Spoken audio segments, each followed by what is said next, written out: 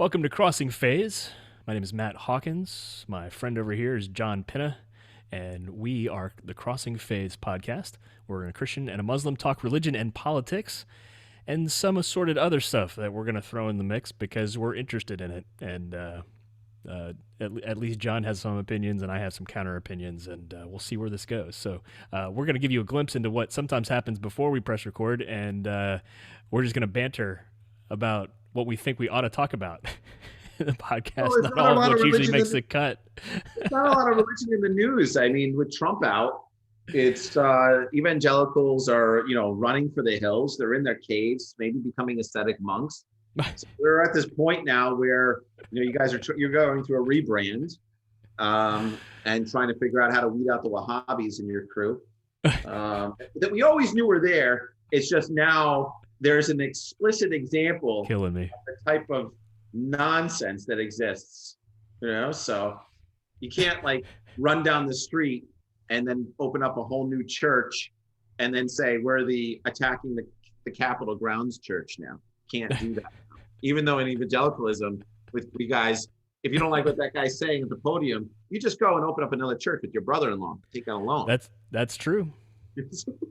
That's true. I had conversations this past week where some a local Presbyterian church was they're trying really hard not to use the word split, but basically have split into not two but three parts, and so at least two of those churches are basically trying to plant new ones. Love it. So no oversight. There's nothing going on. Anybody could just do it. It's a free for all. It's literally Thunderdome. Well, you can do whatever you want. If anybody has some oversights, Presbyterians will have some oversights because they need to install a pastor of that church, and the Presbytery typically has say over that. It's a big more complex process in the Presbytery than it is in Baptist life. But those things are happening all the time. Yeah. So I mean, and then we have the Meghan Markle, the interview last week, which I didn't seen the whole thing, but I just don't know how anybody's so shocked and amazed that the royal family is racist. Yeah. They invented triangular trade, their monarchy. Clearly, it was unavoidable, at least in the news cycle last week. I typically don't watch much cable news very frequently, but I had some on last week, and it's just unavoidable to get away from that topic. So I'm going to typically refrain most opinions, or at least hold them lightly, because I don't know what happens inside the British monarchy. Who you're taking people's words for it, and none of whom are people that we know enough and are familiar enough to trust one way or the other. So it's clearly a mess. Yeah, I'm speaking just from a perspective of it really is. It's more of a reactions from Meghan Markle and Oprah. Oprah was just like, what? The Queen is racist? She was. They thought it was, even if it's all hearsay, right? Because it's all supposition. But the thought that you would think that the ruling monarch of whose lineage, like you said, invented triangular trade, but also ruled over all these indigenous populations would be racist. It's like, how could you be that shocked? And then from there, we all know that they're stuck in the past, man. They're all about this 100 years from 1750 to 1850, or maybe even later that, maybe 1790 to 1890, when the height of the British Empire. They're all stuck on those 100 years, and they're all about preserving that. And which was the weird thing for me to see stateside, where you had some popular conservatives kind of reflexively defending the crown against the Markle claims. And I was kind of as if it was as if the spat was part of the liberal progressive agenda to take down Western civilization. and like the response was to defend the crown. I'm like, since when is this an American conservative thing to do? Like, this is divine right monarchy. We kind of rebelled against that, and said we don't need that. Thank you very much. And we started our own thing over here. So like to see, people who brand themselves as constitutional, conservatives or whatever, like respond in some kind of like automatic, like the default situation here is to defend the crown. Like, it's an indefensible position. I don't understand. It's nonsensical, is what it is. Look, even if you're someone who like doesn't believe Markle and all that drama, like, why is the default position to defend the crown against? I know, it's really why. I mean, tabloid, gossipy, intra-family squabbles.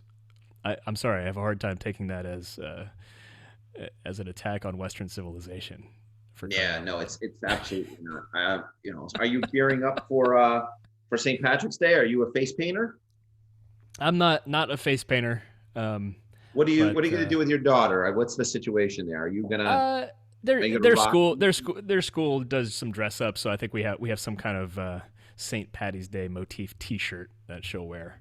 Okay. I think like some green more or what? Yeah, my Irish. I think my wife's got some Irish in her lineage.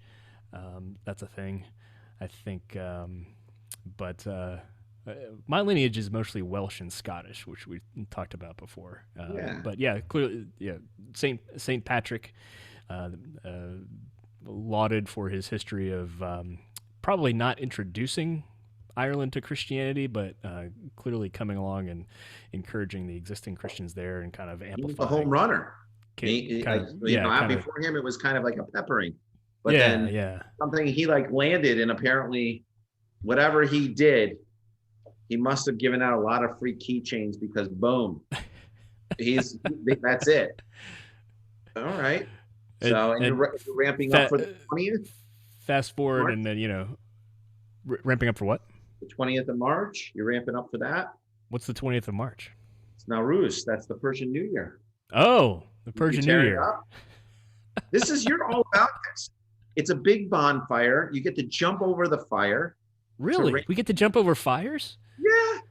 We got a fire pit out here. We could make that work. There has to be. I've never seen it. We've never talked about it, but I absolutely know that you guys are burning stuff down there in a pit-like setting. So what's the deal? You're far more Persian than I am, or connected to that part of the world. It inspires your beard cut frequently. Greek. I love that's my Persian beard. I love doing this. Terrible. I went to a new barber. I just do it myself usually, but I had to do it myself because the barber that did it totally was not passionate enough. So Persian New Year. It's my favorite. It's not really a Muslim holiday. It's a Zoroastrian holiday, and it rains in the new year. But the greater sort of Persian and Turkic peoples have adopted it. It's Eid al-Qurban in Afghanistan, and it's just one of the greatest. It's probably, I would say, the greatest cultural holiday in Islam. Period. Wow. Which is, people are gonna freak out. I'm gonna get it's gotta be the Prophet's birthday. It's gotta be this is it. Everybody comes together. There's one moment and celebrates positivity. Not that. Eid al-Adha is great, and Eid al-Fitr and all these they're all great. I'm not saying, but this is my favorite, and it's an ancient holiday where that celebrates, just like I said, ringing in the new year, light and positivity, which is pretty cool. So, and everybody will simultaneously, although Sunnis and Shias have different calendars and clocks. Like I think I told you, they have two different moons. Mm-hmm. So. They're close but different, right? Well, so Sunnis are more like sun's down, let's do it, and Shia have to wait for someone to declare that the moon is down, and it could be the guy that you follow. So if you're like a 12er and you follow like Sistani or Shirazi, those dudes are in like those are ayatollahs, the leaders, like popes, and those guys are in the Middle East that are plus 7.5 hours. Yeah. So when they declare the sun, the moon's, then it's time. And if you're here, it could be treacherous. So there's no grading for time zones and daylight savings time. It's like I said, if anybody who thinks that like when everybody thinks like all Muslims are diabolical and everything's great, they don't understand the sheer mass of nuances that every Muslim is carrying with them. It becomes a point where I mean, you could argue. So you guys fight like Baptists, don't you? What's that? Truth be told, you guys fight like Baptists do. Oh, we Baptists are always fighting. That's our distinctive. Get two Muslims in a room and ask them a question, and you'll get 7 opinions. You know what I mean? And nobody really knows what's going on in this. I told that joke about Baptists, and one of our DC friends, I forget who it was, one of our DC Jewish friends said, "Hey, that joke's about my people." Everybody has that joke. There you go. Like, that's the whole point. So I think the problem is that, so there's multiple moons, and then there's declarations and all kinds of good stuff. So the fact of the matter is that most Muslims, out of the 1.6 billion of us, there's a lot of there's such different sectional differences, but there's a lot of cultural differences. So this is one, like Nowruz I like, because despite you cut through all the BS, culturally, everyone is celebrating this sort of positive holiday, making food and doing stuff at the shop. We're going to have a cardamom donut. We have Lucky Charms this week for what's his name? My wife would be jealous about the Lucky Charms, of course, because she liked, like, you guys did Fruity Pebbles in the past. Pebbles. Yeah, Fruity Pebbles, like that would be up her alley for sure. Yeah, But the Lucky Charms is a fun thing to do for. That's clever. Yeah, I've done birthday cake and stuff like that. This is authentic. So that we have the Catholic compound that's up the road here. After school, they all come down, the Catholic students, and then they're my taste testers. So I had I asked them, I said, "What does this taste good? This doesn't taste good. What's the story?" And they said, "Well, it's not Lucky Charms, it's authentic Lucky Charms." So I don't know what that is, but I'm selling authentic Lucky Charms. I don't know what that is. I'm using their qualifier. Not the store brand. Authentic. It's authentic. Branded Lucky Charms. But this is like a Dutch. So this is the Dutch section of town. Uptown is the German section, and Midtown is the Irish section, right? So traditionally, the Polish section is East Kingston. So I don't want to cause any problems right now, but there's a lot of populations here that are cross section. But this is the traditional sort of communities that live here. And so we got clearance from the Irish priest that this was indeed Lucky Charms, authentic Lucky Charms, and of course the Catholic students were the expeditionary force to qualify it and then ring back, and then we had the visit from the Catholic underground. And so I'm confident that we are issuing out an authentic Lucky Charms donut, and I don't know how the papacy would possibly be able to weigh in on that, but they did. And so I think I'm halal now. I think it's kosher. I think it's compliant with papal authority, considering that someone with a collar said this is it. So we're selling that. That's we do plain powdered sugar, cinnamon sugar, but then we have that as an addition. So everybody's excited. Yeah. And for listeners, John's shop does made to order donuts, right? You don't make them until they're ordered, right? They don't exist until you tell me how many and what you want and how many. Yeah. And so that's my COVID venture. We're talking artisan donuts here, right? I mean that sounds artisanal. I just get a little bit nervous about throwing words in there like that, only because I'm a practitioner, you're a practitioner, and I'm all about, like, we just make good stuff for people. So the artisanal world goes in, and then I feel like I'm kind of like a nerd, like one of those, like somebody who's pretending to do something. Like donuts were made before me, and donuts will be made after me, and we're not splitting the atom and doing God's work. It's just a coffee shop that makes donuts. And babka. I make donuts, babka, and a raspberry crumb cake. There you go. Yeah. That's it. That's it. It's real easy. So, I don't know how we always say good, but this is all.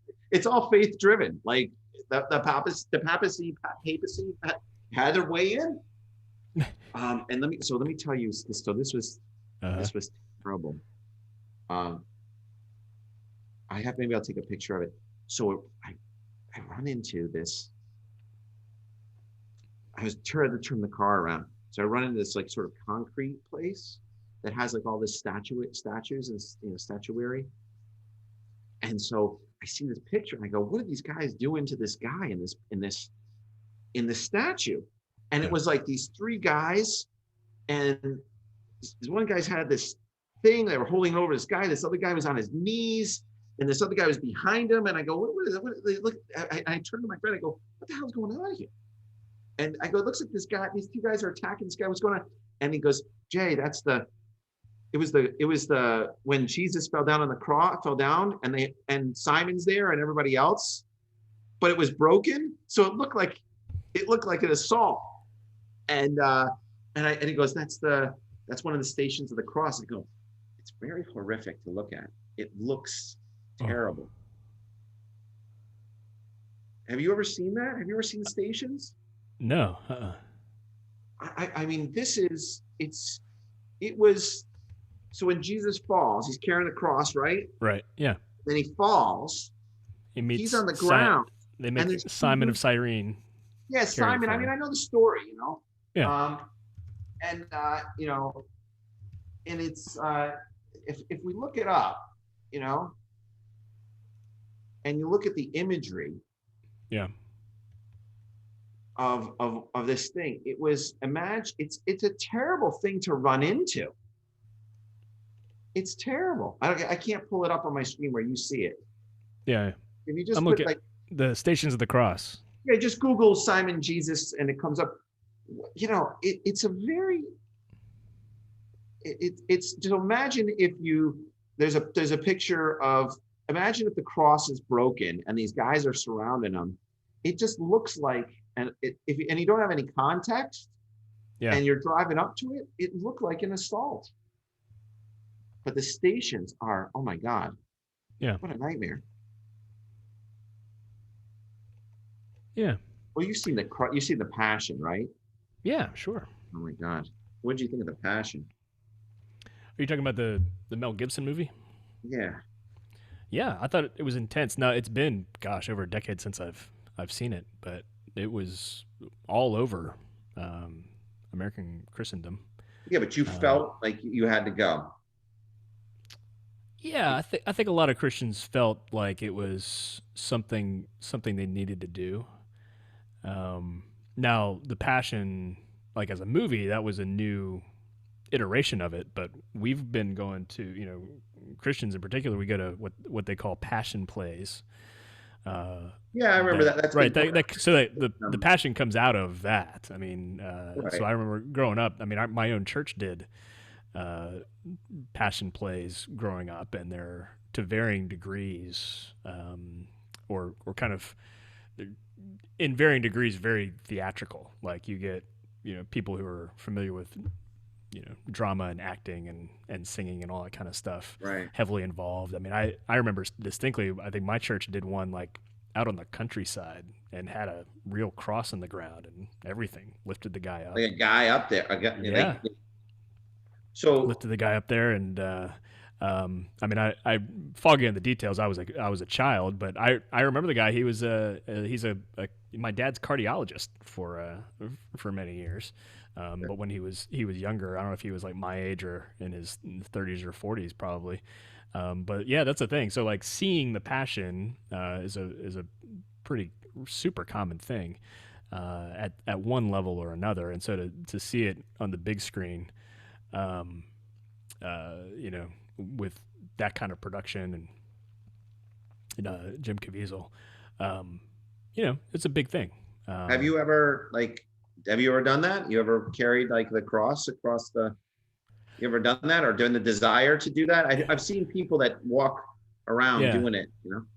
Yeah, no, I've never done that.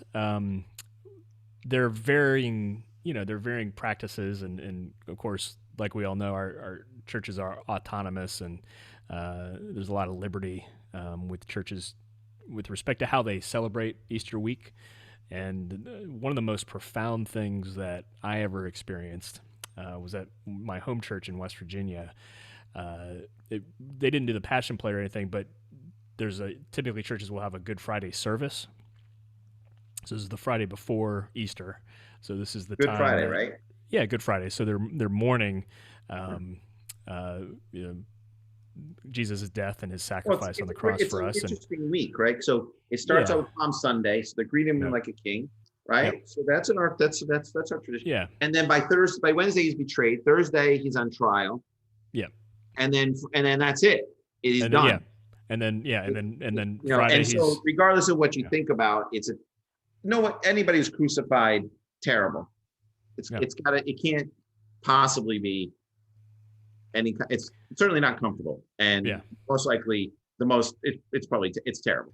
So but so one of the most excruciating ways to die. Well, yeah, it's just that humans have invented.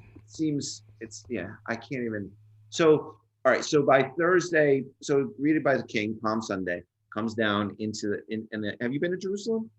I've not. What? You gotta go. Dude. I've not been yet. Yeah. I went, and it was I committed a hate crime when I was there. So I was literally in the buffet in the morning breakfast, and all the Christians were lined up because there was somebody there getting one thing, and so like you guys are so nice. So you guys have this line. So the rest of the buffet, nothing's there. So I just walked to the rest of the buffet, and they all freaked out that I was cutting the line. And I go, there are no lines. You don't understand. This guy is getting an egg. I'm getting babka. So it's over here. And you guys, and anybody should be doing this. So I made this impassioned speech. Everybody's still stuck in the line. And then we're mad at me. They were upset. Then the next day, though, everybody was doing their own thing, and lines were forming at the station. And the one lady said to me, a lot of people don't like you, but I appreciate you doing that because breakfast was taking way too long. So it was this one moment of like pure, like just like, I know my tribe is completely insane, and thank you for cracking the insanity. Everybody still hates you for cracking the insanity, but no one wants to say anything because you're in cultural dress and it's like a crime against you. But I was like, it's not. I was like, it's a buffet. You got to take the line up at the omelet station. Take the line up at this one. You just grab and then you go.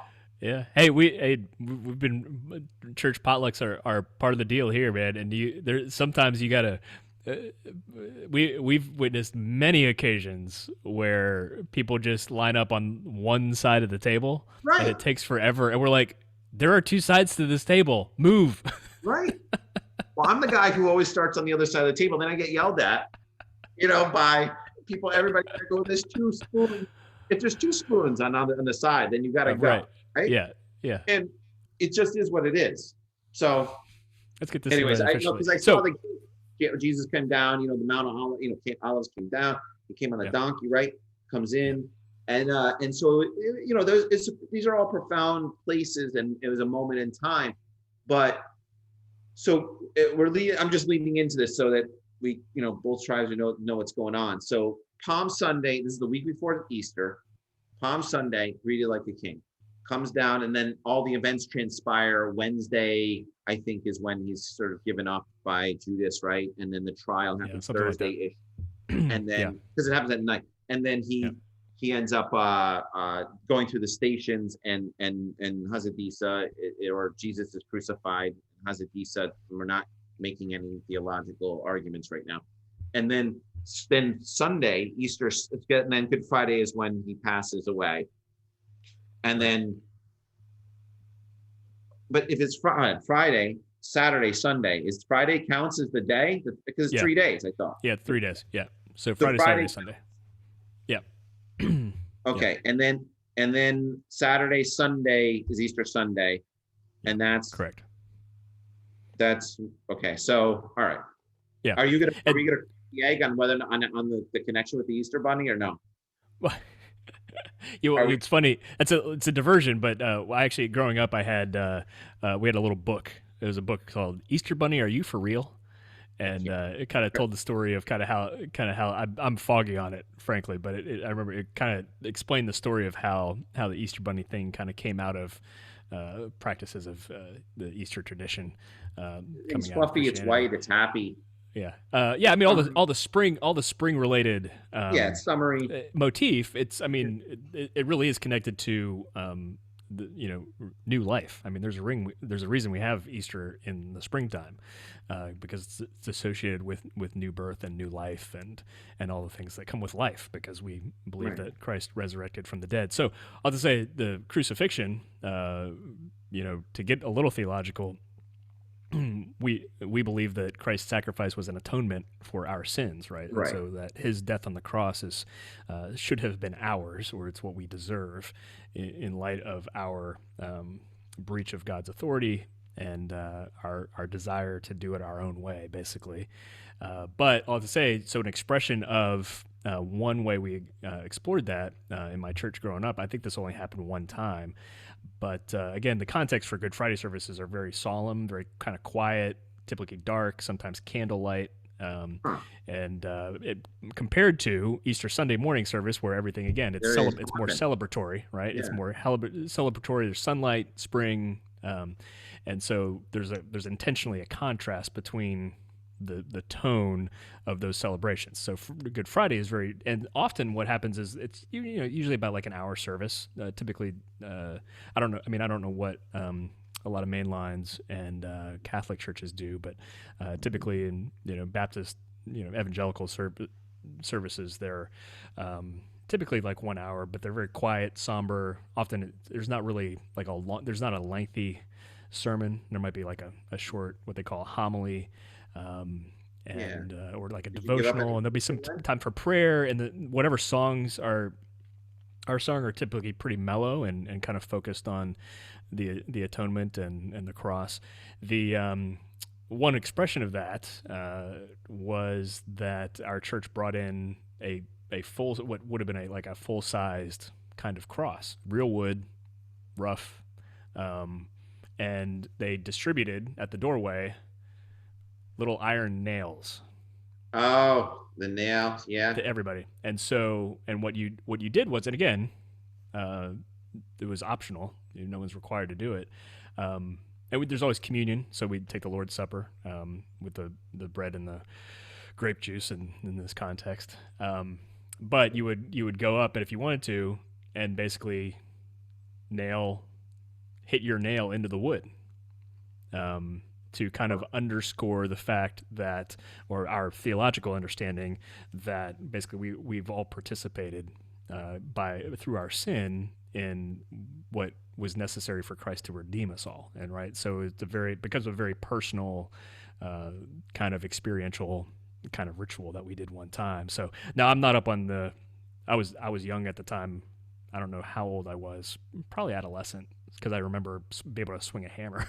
So I was old enough to do that.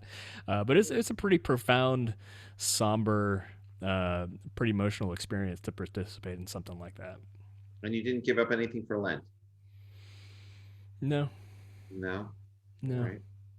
So, all right. So some people do. Lent the last several years is kind of undergoes a renaissance within evangelical Protestant circles. A lot of folks typically see that as a Catholic tradition. And Protestants. Well, the Eastern Orthodox is like, this is their right. Like big for them too. Yeah. Big for them. So you see a little bit. You're seeing a little bit more of Lent practices in Protestant and evangelical circles, but it's not. It's kind of not really widely practiced. So. How do you guys decide what you guys are going to do or not? It's a good question.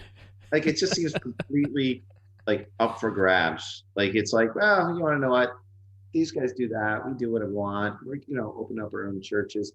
I don't know. It just seems. Well, so much of it is wrapped up. I mean, you're still experiencing ramifications from the Reformation and kind of the fallout from, Luther and Calvin, and kind of the fallout from separating from the Catholic Church. And so there are situations in which, sometimes otherwise worthy practices like Lent were kind of discarded with the bathwater, basically.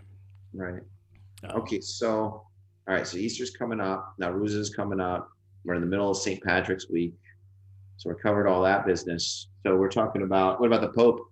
We're talking about the Pope's visit. And how about that? Other episodes have come full circle because our first episode was Jesus nails. Yeah, it was our first episode, first or second episode. It was Jesus nails. I remember that. I was just gonna say right now, which that was a popular episode. Could be having Jesus nails, right? They could actually be there. But yeah, the Pope went to Iraq, right? Yeah, because the Nineveh and the Iraqi Christians are there, and that's the priesthood of Jonah, post whale. Right, post whale, right? Yeah. So then Nineveh Plain is. Tell us the story. So he went there to go. They were bad boys. The Ninevans or Ninevians, whatever they were bad boys. Residents of Nineveh. Yeah, were not God's people. So this is like back in the day. This is pre-Christianity. So Jonah is a Hebrew. Yep. Who did the whole whale thing, which is he got stuck in he atoned in the whale. Yeah, so you're looking at like eight centuries before Jesus. Right. So essentially, he came to understand who he was and what it was about through ingestion. Okay. And expulsion. The basic gist is say God said, "Hey, go tell the Ninevites about me, and preach to them, and tell them to repent." And Jonah was like, "Nah, I don't really like those people." I love it. I love it. Jonah's basically like, "Nah, I don't want to." So thus enters the fish, and Jonah's thrown overboard. Right. And then he finally goes after he gets expelled. And mind you, there's some kind of there's allusions here, right? There's some it's a Sodom and Gomorrah type of situation. Like God's gonna smite these people. Yeah. But even before that, I'm talking about the fish. How long was Jonah in the whale's belly, the fish's belly? I don't know. 3 days. 3 days. Yeah. Okay. It's foreshadowing, right? Of Christ's death and resurrection. So there's a little bit of foreshadowing and allusion to that. But yeah, so Jonah finally relents after he spends some days in the belly of a fish, and goes and preaches the repentance to the Ninevites, and lo and behold, they accept. Were they like, okay? They're like, yeah, you're right. We're some pretty bad dudes. And so they repent, and so God spares them. And Jonah's like, where's your wrath and judgment? Love it. I want to see wrath and judgment. And he goes off and pouts. And love every minute of it. And so that's a really oversimplified, but some important themes that come out of that. Ancient Christian community there, the Iraqi Christians. I've seen them and interacted with them, and it's a wonderfully diverse area of Iraq. Is this Los Plateau? I for a long time, my development work, the Christians have been obsessed with the Nineveh Plateau. The first meeting I was in with the Trump administration was about rebuilding the Nineveh Plateau for Christians, making it a haven for Christians, and then arming the Christians. Yeah. That was, and a lot of that even those ideas even predated the Trump administration. Well, they predated, but I remember those. Yeah, sure. I mean, sure. There was more likely implementation, but I remember those ideas being bantered about pre-Trump. Yeah, and so and I actually helped with funding. How there was the first mechanism to get funding from USAID through the UN and disperse and try to be dispersed appropriately in the region, not just for Christians. But the idea is it's ridiculous to build a super city for Christians. It's absurd, but a lot of Yeah, people but I mean they had some. I mean, the context, they had some decent arguments. look, these I'm not. societies. I'm not. I'm not saying it's like the best. The best plan, but like if you're trying to do something different. Look, I mean, these folks they're a minority in that region. The Iraqi Christian community was decimated by the Iraq War. yeah, They but just I fled. here's the I thing. mean, I'm gonna. This is what I'm gonna say. I'm gonna say, one is I'm like I'm kind of I'm just I'm tired of hearing it. The problem is that it's always the battle cry of persecuted Christians, and this is something that we've talked about. The most persecuted people by ISIS were Muslims, and sure, particularly Shia Muslims. Then sure. you have the Yazidis, you have the Christian communities, you have all types of communities that were persecuted.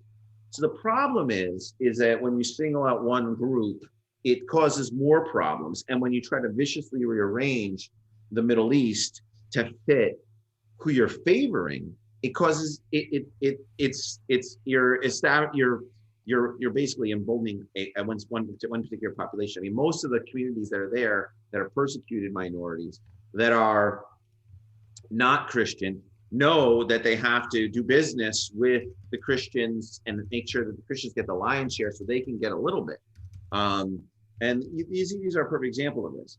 But I think that what the community endured was terrible. But just like any other community, it's factionalism is not the way to go. And it becomes an obstructionist type of thing to Yeah. just to pander to one. But Well, I think I think the details matter. I think we yeah, have to be able to parse the difference between, like you say, favoring one community over another versus championing a minority community who isn't maybe getting the attention that they deserve, right? Or that, look, right? So because sometimes, I mean, and again, notwithstanding that some of the policy ideas may be bad and may be helpful, and I'm sympathetic to arguments on both sides, but like there can be a difference, right? I mean, if you're saying, hey, look, the Yazidis were victims of an attempted genocide, we should be able to talk about that and try to address that while also trying to figure out what minority Muslims in that area who are also victims really need, right? So because sometimes a one size fits all doesn't necessarily work, right? yeah, it's tough. It's tough because you got to be persecuted.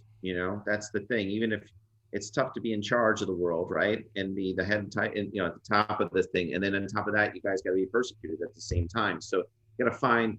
So like a year ago, it was 80 million Christians were persecuted globally. Now the new numbers are coming out as 200 million Christians Yeah. are persecuted globally, and it's like that was a year ago. So 120 million more Christians are being persecuted this year because they're changing the definition of what persecution is, and so the bottom line is persecution. We have a genocide happening with the Uyghurs and then with the Rohingya, and no one is there. I mean, I shouldn't say no one's paying attention to it. We are paying attention to China to a certain degree and the Rohingya to a certain degree, but not in the ways in which I think the Christian community is innovative and really difficult. It's a difficult position to try to keep trying to demonstrate that you're persecuted. It's in ways that are strange. You and I have talked about this. Well, I mean, look, I'm generally with you in the critique of how some organizations use really big, giant numbers Yeah. to talk about population globally in the West. But I think it's a different situation. We're talking about a particular region like Iraq, and Iraq is hands down pretty clear, right? I mean, they hemorrhage. Let's see, from 203 from 2003. This is a BBC report. The Archbishop of Erbil. Right. since the U.S. invasion toppled Saddam Hussein in 2003, the Christian population has dwindled 83%. Yeah, you're absolutely right. Yeah, I mean, I think it's terrible what happened. 83% from 1.5 million to 250,000. So, like, I see those as two different conversations. I'll join you on the critique of how The Christians in the global West numbers, often yeah. the global I numbers are think all over you're the with me map on and messy, and we're overdue to have a program on that specifically, yeah, with an expert. But when you're looking at a particular spot, when I mean yeah, that many people have fled, a million and a quarter yeah. have just left the country. Like that's a big deal, and I think is worthy of attention. Now, what the attention is and what the solutions are, and look, like you, when you're talking about arming Christian groups, I'm as skeptical as you are. Maybe not so much, but I'm skeptical about the solution. Yeah. But I'm also want to be empathetic because these are people groups who have historically tried to rely on non-Christians to protect them, who were militarized, and who in the last 20 years have just utterly hung them out to dry. And so I don't know if that's true. I think that okay. I mean, push back on me, but like at least that's a sense Kurds, of like Kurds got themselves all different types of Kurds, whether Christian or Muslim or whatever, got hammered by ISIS. Right. There's, we talk about Erbil. Like I said, I went there just about a year and a half ago, Yeah. and I'm just saying, like everybody who is not ISIS got slammed, and yes, if you say that, I agree. I think the Christians, Yazidis, I think all these communities were just, I mean, they were decimated. Period. Yeah. Decimated by ISIS. But just because there are more surviving Muslims, the numbers of Muslims that were killed are higher than all of the religious minorities, Christian religious minorities combined. Yeah. And my tribe, it's like people get upset about, and I'm not a, I'm not a 12er. I'm not a part of the largest Shia population. I'm not part of that. But the Shia were just hammered. They couldn't defend themselves, let alone anyone else. So I would argue that Muslims weren't abandoning Christians to their own devices. Everybody was on the run in mass. Yeah. And I think that's one of those things where it's really difficult because instead of couching it like the last 20 years, they relied on other religious populations to defend them. I think you have a unique religious ecosystem in Iraq, particularly northern Iraq. Sure. Yeah. And they traditionally, for thousands of years, have been collaborating with each other and do so now. Yeah. The Kurdish government is the only government on the planet that in the Ministry of Religion has offices for every religion. Yeah. In there, which is unbelievable. Zoroastrians have an office there. How cool is that? So Yazidi, so that's cool. So I would argue that you have this unique event. You have a doomsday cult claiming to be Muslims who are armed. They link with the Baathists and all these other people, and then they decimate the region and create their own little empire, right? Their own little kingdom. And so they savage everybody. And I just think, just talking about things sort of clearly, that's what happened. So everybody was fair game who wasn't part of ISIS, and sure. It didn't matter. Muslims too. So if we take a look at that and we say, how do we dump cash to reestablish and fortify the communities of the region without focusing on our favorites? Isn't that a better way of going about it? And I actually said this very same thing in that meeting in Iraq, and I got slammed because there was the Catholic representatives and the evangelicals and everything else. And then I said to the Catholics, evangelicals, you guys don't even like these people. These aren't even your Christians. You guys you don't even like. They're Orthodox Christians. Yeah. You guys are claiming persecution, but you guys want to convert these guys to your business. So you don't even like these guys. There's a lot of truth to that. Yeah. Am I wrong? Sadly, you're not wrong. I witnessed that myself in some evangelical circles. even Southern Baptists, Yeah. because you say, hey, Christians in Iraq are experiencing outright persecution, genocide in some instances. Period. Genocide. Come meet. Would you like to get together with these folks and hear their stories from Iraq, or would you, as a church, like to, get together and pray with these folks, or learn about what's going on, have them over to your church? And frankly, I've seen the response that says from American Christians, we're not sure they're brothers. Right. They're human beings. They didn't have the human person. This is the thing. Well, and not to minimize some significant theological differences, that is the default position, is pretty saddening, right?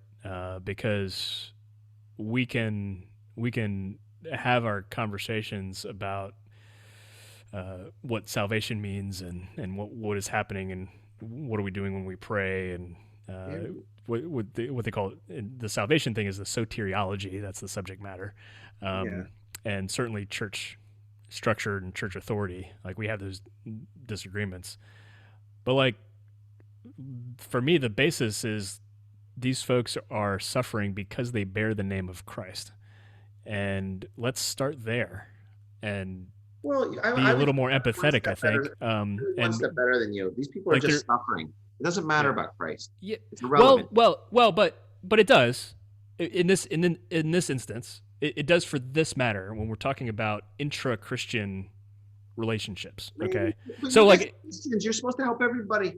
Just like Muslim. I like when I argue with my tribe, I say the highest. Yeah, sure. I argue, but this is internal. I know I'm interrupting. But this is internally. I'll say the highest form of justice is Islam. When I'm talking with my tribe, we have to stand between the forces of evil and everyone else and protect everybody else. It doesn't matter if they're Christian, doesn't matter if they're Zoroastrian, doesn't matter what's going on, which is why you and I work together, and our whole thing with international religious freedom, that whole line that you and I have been holding, right? Why not just start with, who cares about the Christian bit? You guys have a mandate to protect the innocent. You have you have a mandate to protect those who are being harmed. Doesn't matter if they're Christian or not. The problem is, if you go to protect the Christians, then you get emboldened with that mindset, and then it leads to, let's just protect the Christians. And but what I'm saying is, if you're interested in Christians engaging for the sake of non-Christians, which I agree, I'm for that. Yeah, I'm saying it's a problem. Like, we're steps away from that if we can't first, I see, work within your own tribe. Work within our own tribe and be empathetic to people who bear the name of Christ, even though we have theological differences, right? Right. I'm saying, like, if you want Christians to engage on behalf of, say, this instance, Iraqi Shia, right? I can't. It's a lift just to get them to care about Iraqi Christians who are Orthodox. I would argue. So I'm saying, like, I'm saying I want for Muslims to help Muslims sometimes, Yeah, true. No, it's much easier to do multi-faith stuff and interfaith stuff. Like, that's why Muslims for Muslims exists. It's like all interfaith stuff is great. It's let's talk. Right. I love the Jews and I love the Christian. Everybody loves people that are on the outside of them. And then the first thing they do is they turn and say, "This guy," Yeah. So the point is, we and again, I mean, a lot of Paul's epistles. I don't want to trigger you by dropping the name Paul, but a lot of Paul's epistles are about navigating different, because we have our human instincts are to highlight differences and explain why people are different. That's why it was such a radical thing for Peter to be told to eat. It was okay to eat what he understood to be unclean meat and hang out with uncircumcised people. Like, that was we just studied this week in Sunday school. That was a radical moment in the point in Christianity, like, and because we emphasize our differences, and so that continues today. And the ramification is you have American Christians. I mean, shoot, this was years ago, but that was part of what Frank Wolf was up to for a lot of time, was Yeah. trying to generate some interest among American Christians and pastors for the sake of Iraqi Christians. Yeah. And I'm saying like that was a heavy lift. So I like remember that. don't Yeah. when Christians are sluggish to engage on behalf of Muslims, don't take it too personally because we have trouble engaging for the sake of other Christians. That's all I'm Yeah. saying.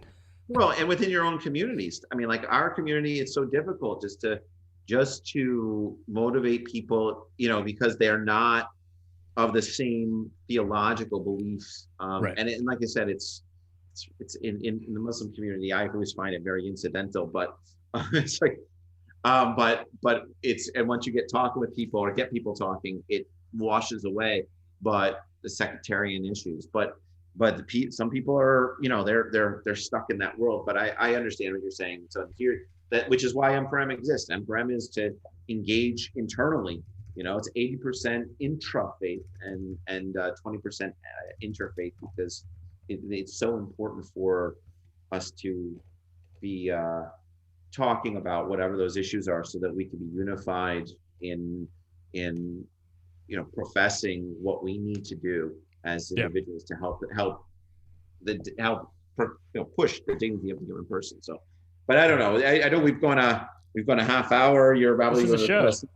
So this is a show. This is a show. We've gone like 50 minutes. Just right. Religious protection of religious minorities, great.